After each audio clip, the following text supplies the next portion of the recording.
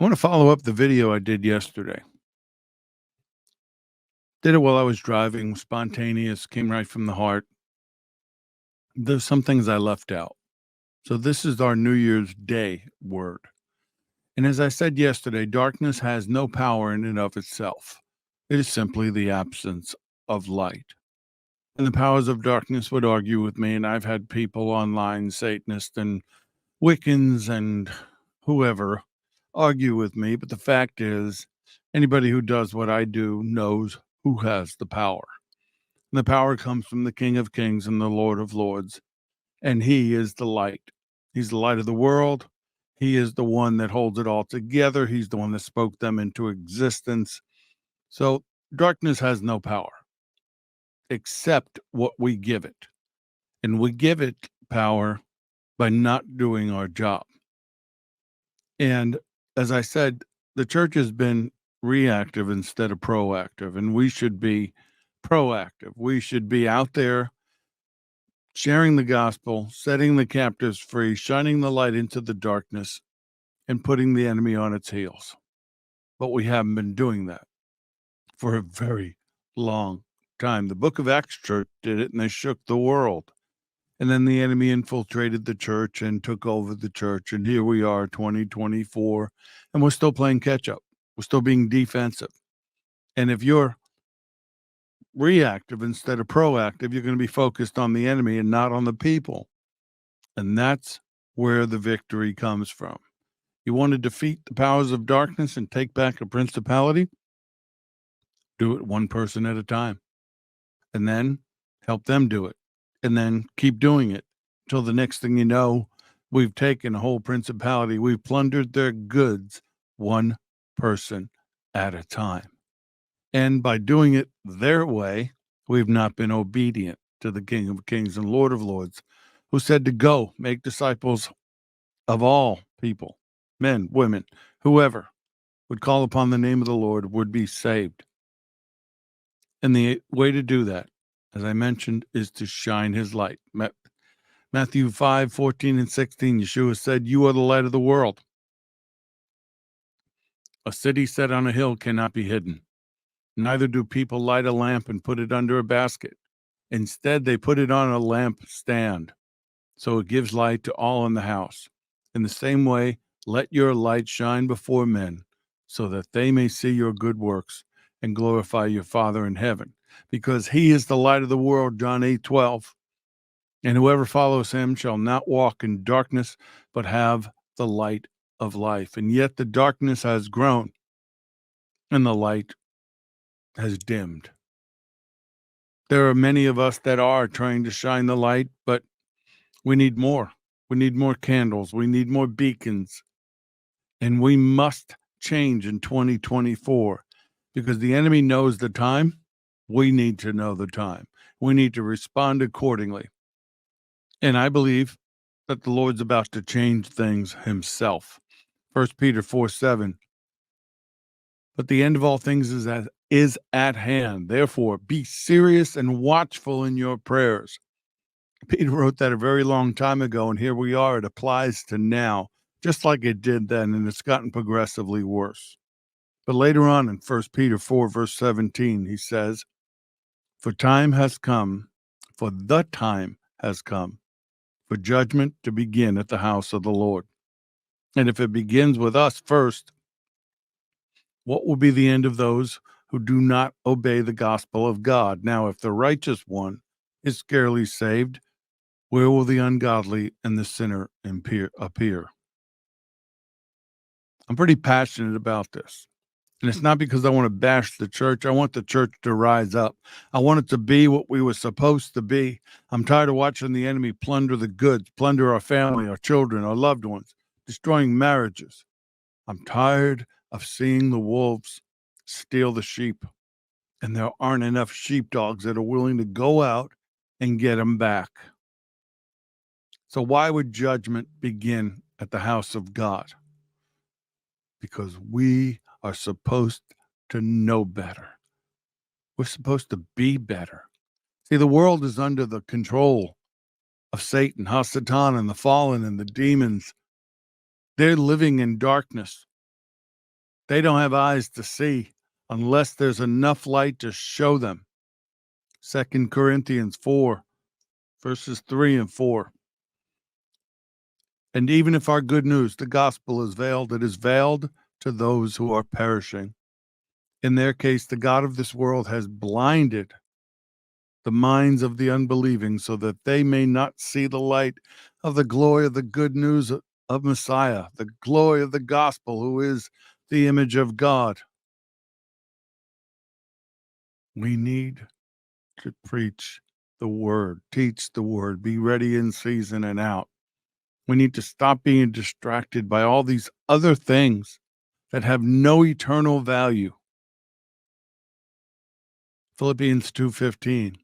We are called to be blameless and innocent children in the midst of a crooked, twisted, perverse generation among whom we shine as lights in the world. We have the light of life, and they live in the darkness. So don't expect them to know. Don't condemn them. Don't judge them. They can't see any more than we could see before our eyes were opened. If you don't remember those moments, ask the Holy Spirit to remind you of what it was like to be in bondage, to be in darkness, to be blinded. So don't condemn them. Just shine the light. Show them the way out. 2024 adds up to the number 8. And while I don't always do that, not all numbers have meanings. Let's not get like the New Age people. But something about 2024 is different. It feels different. So when I looked at the number 8, number of new beginnings, it hit me. A new beginning can be both good and bad. For us, I believe it'll be good. For the remnant, it'll be good. If the church doesn't wake up, the Lord's going to wake you up. So let's awaken on our own. Let's arise from our slumber. You know, we've started a new year according to the Gregorian calendar, and I know it's not God's calendar, which began on either Rosh Hashanah, or if we go way back to the beginning, it begins on Passover. Either way, this is the first day of a new year, a new day for you to change the way you do things, starting in the morning in prayer and praise and reading his word, not shotgunning prayers or just, taking a quick nibble on the word. Start your day with him, end your day with him.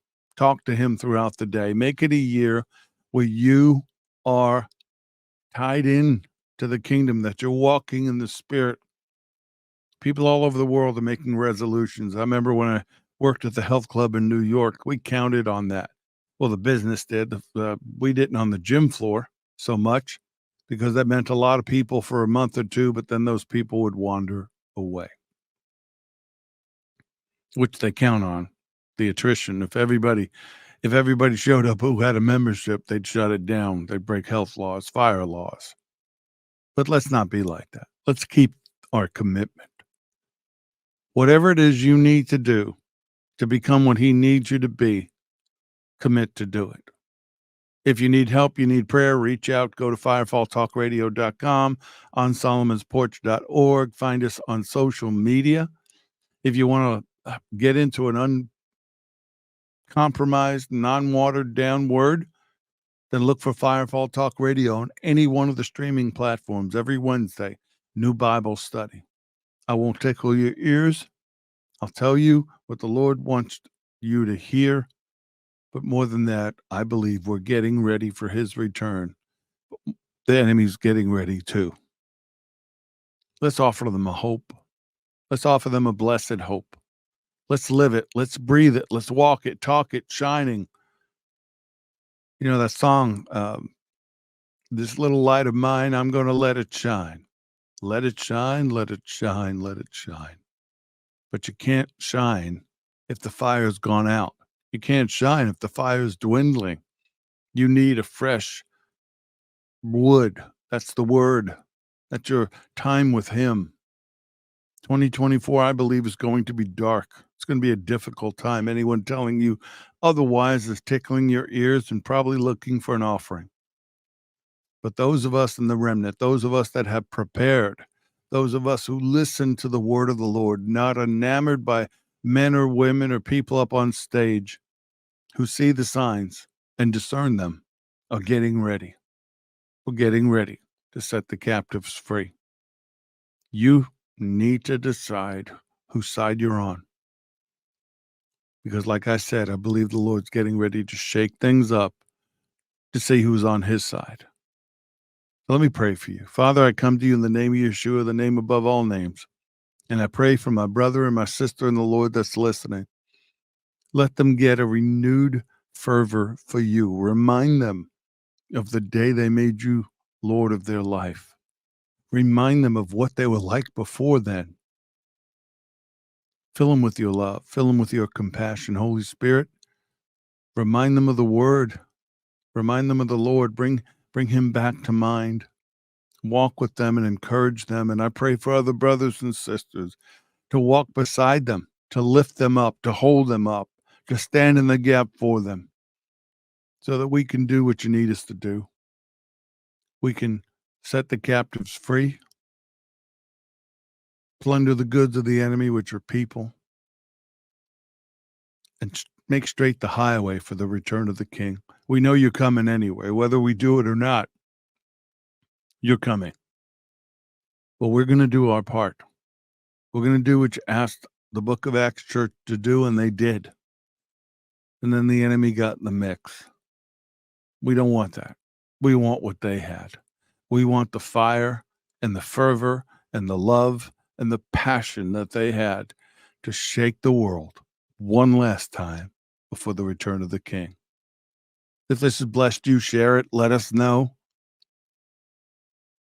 I'm glad that I could do this for you. I'm going to do it more in 2024. I said I was going to do it before, but something always held me back, and I think there was a timing issue.